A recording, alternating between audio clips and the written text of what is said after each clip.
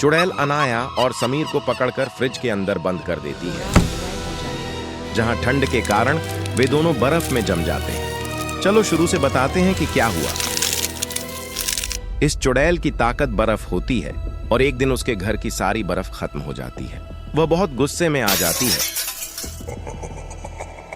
और बर्फ ढूंढने के लिए बाहर निकल पड़ती है। पास ही एक खूबसूरत घर होता है जिसमें अनाया और समीर रहते हैं। चुड़ैल उसी घर में चली जाती है और फ्रिज देखकर बहुत खुश हो जाती है। वह हंसते हुए फ्रिज खोलती है तो अंदर बहुत सारी बर्फ होती है।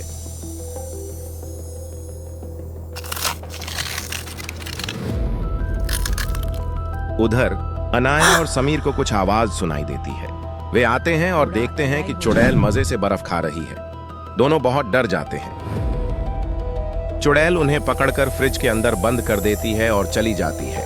अनाया और समीर ठंड से कांप रहे होते हैं और कुछ ही देर में बर्फ में जम जाते हैं। लेकिन घर की छत पर एक जादुई बिल्ली रहती है। वह दूध पीने के लिए नीचे आती है और फ्रिज के पास पहुंचती है। जैसे ही वह फ्रिज का दरवाजा खोलती है, अंदर अनाया और समीर को देखकर हैरान रह जाती है। वह अपने जादू से मुंह से आग निकालती है और अनाया और समीर से बर्फ पिघला देती है। दोनों आजाद होते ही बिल्ली को गले लगा लेते हैं और बिल्ली फिर से छत पर चली जाती है। फिर अनाया और समीर चुड़ैल को पकड़ने का एक प्लान बनाते हैं। उनका प्लान ये होता है कि जब चुड़ैल फिर से बर्फ खाने आएगी तो वे उसे फ्रिज के अंदर बंद कर देंगे। अगले दिन चुड़ैल फिर आती है। इस बार अनाया और समीर उसे फ्रिज में बंद कर देते हैं और फ्रिज को बाहर ले जाकर गाड़ी में रख देते हैं।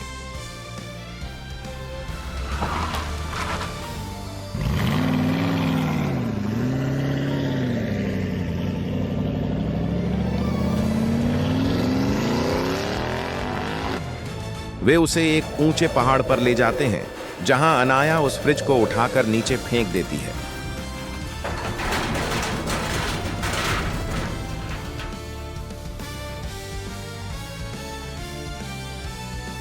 दोनों खुश होकर घर लौट आते हैं, लेकिन कहानी यहां खत्म नहीं होती।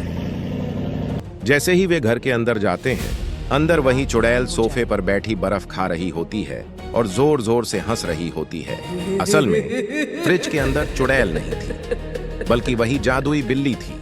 अगला भाग देखने के लिए सब्सक्राइब और फॉलो करें और बिल्ली को बचाने के लिए एक लाइक जरूर करें।